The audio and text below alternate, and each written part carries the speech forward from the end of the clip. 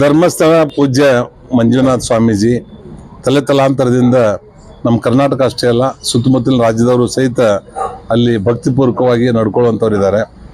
ಹಿಂದೂ ದೇವಸ್ಥಾನಗಳಿಗೆ ಒಂದು ಕಪ್ಪು ಚುಕ್ಕೆ ಬರುವ ಸಲುವಾಗಿ ಈ ಕಾಂಗ್ರೆಸ್ಸಿನವರು ಎಲ್ಲ ಕಡೆಗಳಲ್ಲೂ ಸಹಿತ ಇಂಥ ಒಂದು ಅನಾಮಿಕನನ್ನು ಕರ್ಕೊಂಡ್ಬಂದು ಅದನ್ನು ತೋರಿಸಿ ಈ SITಗಳನ್ನು ಮಾಡ್ಕೊಂಡು ಇದನ್ನು ಮಾಡುವಂಥ ದುರುದ್ದೇಶ ಇದರಲ್ಲಿದೆ.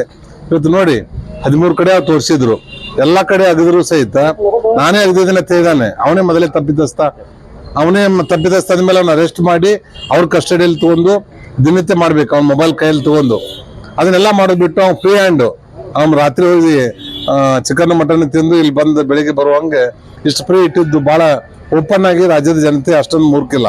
ಎಲ್ಲರಿಗೂ ಅರ್ಥ ಆಗತ್ತೆ ಇವ್ರು ಏನ್ ಮಾಡತ್ತಾರೆ ಅನ್ನೋದು. ಅಂಥದ್ದು ಮಾಡಿ ಧರ್ಮಸ್ಥಳದ ಕ್ಷೇತ್ರದ ಅವರು ಪೂಜ್ಯರಿಗೆ, ಧರ್ಮಸ್ಥಳದ ಪೂಜ್ಯ ಹೆಗಡೆ ಅವರಿಗೆ ಒಂದು ಕಪ್ ಚುಕ್ಕೆ ತರುವಂತ, ಅವ್ರ ಕುಟುಂಬಕ್ಕೆ ಒಂದು ಕಪ್ ಚುಕ್ಕೆ ತರುವಂತ ಕೆಲಸವನ್ನ ಕಾಂಗ್ರೆಸ್ಸಿನವರು ಅದನ್ನ ಮಾಡ್ತಾ ಇದ್ದಾರೆ. ಅಲ್ಲಿ ಏನೂ ಸಿಗದೇ ಇದ್ದಾಗನೂ ಸಹಿತ ಅರೆಸ್ಟ್ ಮಾಡ್ಲಿಕ್ಕೆ ರೆಡಿ ಇಲ್ಲ. ಒಂದು ಯಾವುದೋ ಒಂದು ತಲೆಬೀಡಿ ಹಿಡ್ಕೊಂಡು ಇದನ್ನ ತೊಗೊಂಬಂದು ತೋರಿಸ್ತಾರೆ ಅಂದ್ರೆ ಎಲ್ಲಿಂದ ಬಂತು ಅನ್ನೋದು ಹೇಳಕ್ಕೆ ಅವ್ರ ಕಡೆ ಉತ್ತರ ಇಲ್ಲ. ಈ ರೀತಿ ಯಾವುದೋ ರಾಜ್ಯದ ಅಲ್ಲಿ ಬಂದು ಯಾವನೋ ಒಂದು ಬಾಳ್ ಮಾಡಿ ತೋರಿಸ್ತಾನೆ ಅಂದ್ರೆ ಆ ಹೇಳಿದ್ದಕ್ಕೆ ಒಂದು SIT ಕ್ರಿಯೇಟ್ ಮಾಡಿ ಅದನ್ನ ಮಾಡ್ತಾರೆ.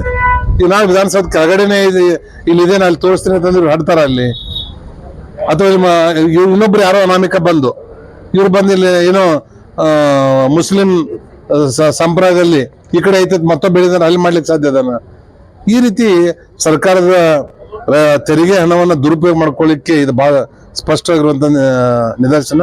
ಯಾಕೋ ಸಿದ್ದರಾಮಯ್ಯ ಸಾಹೇಬರು, DK ಶಿವಕುಮಾರ್ ಸಾಹೇಬರು ಬಹಳ ಅನುಭವ ಇರುವಂತ ರಾಜಕಾರಣಿಗಳು ಇದನ್ನ SIT ಮಾಡುವಾಗನೇ ಅದು ನಾವು ಯಾರು ಏನು ಎಂತ ಅನ್ನುವಂಥದ್ದನ್ನ ಎಲ್ಲನೂ ಅದನ್ನ ಅವ್ನ ಮಂಪರ ಪರೀಕ್ಷೆ ಮಾಡಿ ಇದಕ್ಕೆ SIT ತಯಾರು ಮಾಡಿ ಅಲ್ಲಿ ಕೆಲಸಕ್ಕೆ ಹಚ್ಚಬೇಕಾಗಿತ್ತು. ಯಾನೊಬ್ಬ ದಾರಿ ಹೋಗುವಾಗಿಂತ ಹೇಳ್ತಾನಂತಂದ್ರೆ ಪ್ರಭು ಶ್ರೀರಾಮಚಂದ್ರಿಗೆ ಇದು ಹೇಳಿದಂಗೆ ಆಗತ್ತೆ. ಅದು ಆ ಥರ ಅದು ಬಹಳ ಅನ್ಯಾಯದ ಕೆಲಸ ಆಗಿದೆ. ಇಮ್ಮಿಡಿಯೇಟ್ ಆಗಿ ಅವ್ನ ಅರೆಸ್ಟ್ ಮಾಡಬೇಕು, ಅವ್ನ ಮಂಪರ ಪರೀಕ್ಷೆ ಮಾಡಿಸಬೇಕು, ತಪ್ಪಿತಸ್ಥರ ಮೇಲೆ ಕ್ರಮ ಕೈಗೊಳ್ಬೇಕು.